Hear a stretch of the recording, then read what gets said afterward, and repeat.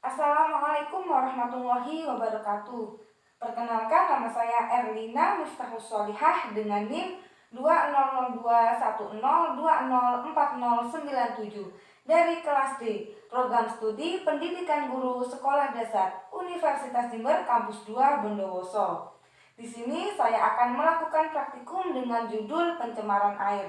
Tujuan praktikum yang pertama untuk mengetahui pengaruh kadar larutan deterjen terhadap air. Yang kedua untuk mengetahui pengaruh kondisi air terhadap organisme. Adapun alat dan bahan yang dibutuhkan yaitu 7 ekor ikan nila, deterjen, 7 buah gelas plastik, kertas label, 2 sendok makan, gelas ukur. Jika tidak ada stopwatch, bisa menggunakan stopwatch yang ada di HP, dan air secukupnya. Langkah pengerjaannya yaitu siapkan alat dan bahan terlebih dahulu. Kemudian siapkan 7 buah gelas plastik yang telah diberi label 100%, 50%, 25%, 12,5%, 6,25%, 3,1%, dan 0%. Masukkan air pada gelas yang berlabel 0% dengan ukuran 125 ml air.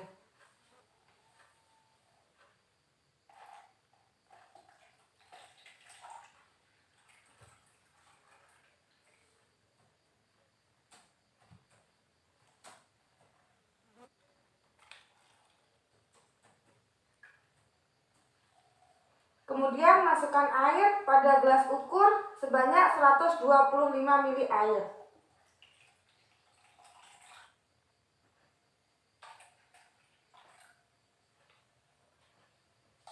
Dan tambahkan deterjen sebanyak 1 gram atau 1 pucuk sendok makan.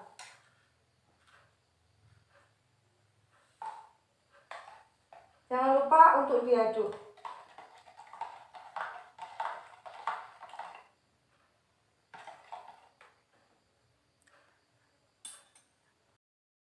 Lalu tambahkan air sebanyak 125 ml.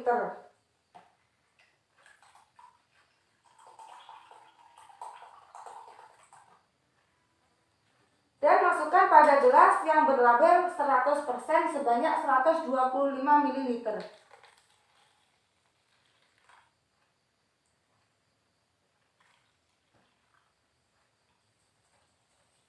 Kemudian masukkan air lagi sebanyak 125 ml.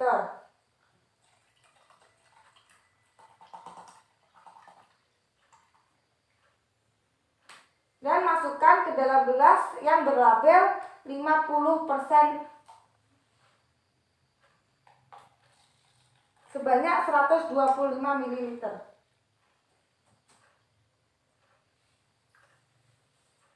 Lalu tambahkan air lagi sebanyak 125 ml dan masukkan ke dalam label 25% sebanyak 125 ml.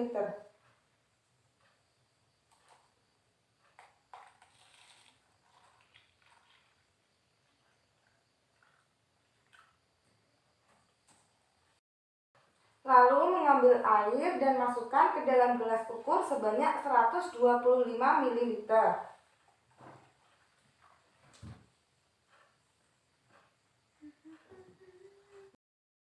Dan masukkan ke dalam gelas yang berlabel 12,5% sebanyak 125 ml.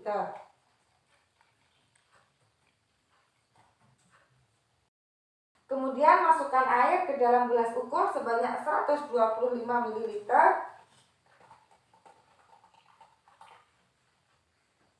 Dan masukkan ke dalam gelas yang berlabel 6,25% sebanyak 125 ml.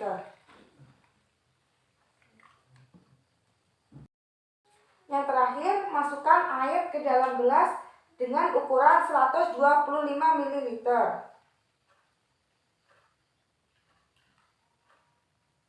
Lalu masukkan ke dalam gelas yang berlabel 3,1% dengan ukuran 125 ml.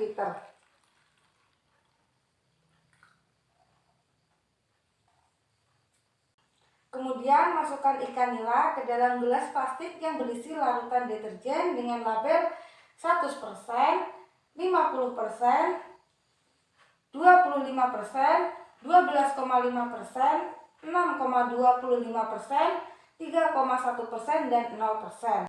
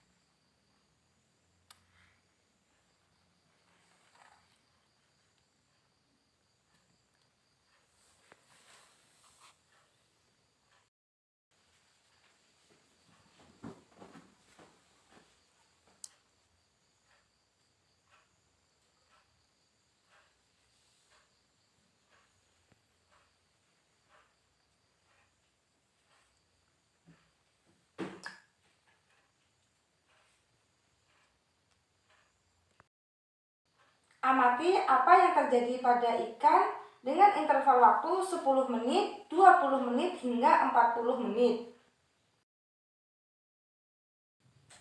Pada menit ke-10, ikan pada gelas yang berlabel 100% mulai lemas dan mengeluarkan lendir.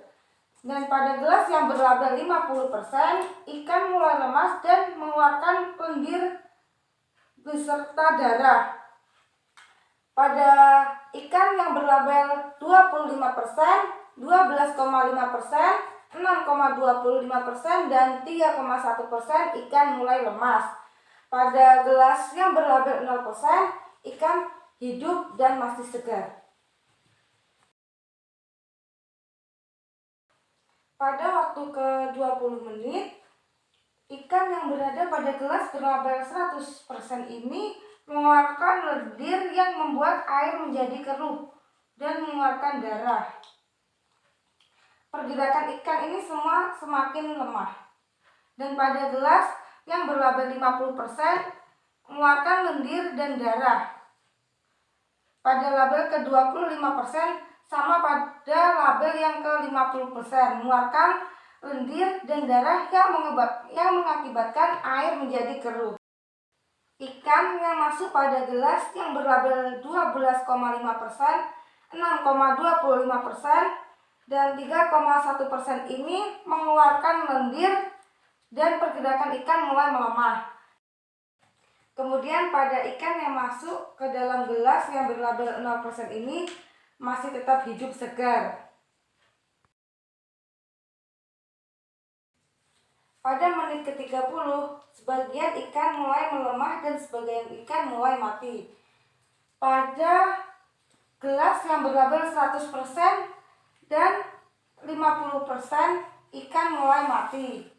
Dan pada label gelas 25% hingga 3,1% ikan mulai melemah. Kemudian yang terakhir pada gelas yang berlabel 0%, ikan tetap sehat segar. Pada menit ke-40, ikan yang berada pada gelas yang berlabel 100% hingga ke 3,1% mulai mati. Dan pada gelas yang berlabel 100% ini, ikan tetap mengeluarkan lendir dan darah sehingga mengakibatkan air mengeruh. Pada gelas yang berlabel 50% ini, ikan mulai mengapung, mati, dan mengeluarkan lendir dan darah. Pada gelas yang berlabel 25% ini, ikan mati mengeluarkan lendir dan darah. Dan pada label 12,5% hingga 3,1% ini, ikan mati mengeluarkan lendir, begitupun darah. Pada gelas yang berlabel 0%, ikan tetap hidup dan segar. Jangan lupa untuk selalu mencatat pada tabel hasil pengamatan. Sampai di sini praktikum yang telah saya lakukan. Jika ada salah kata maupun perilaku yang kurang berkenan, mohon maaf yang sebesar-besarnya. Wabillahi taufiq wal hidayah. Wassalamualaikum warahmatullahi wabarakatuh. Terima kasih.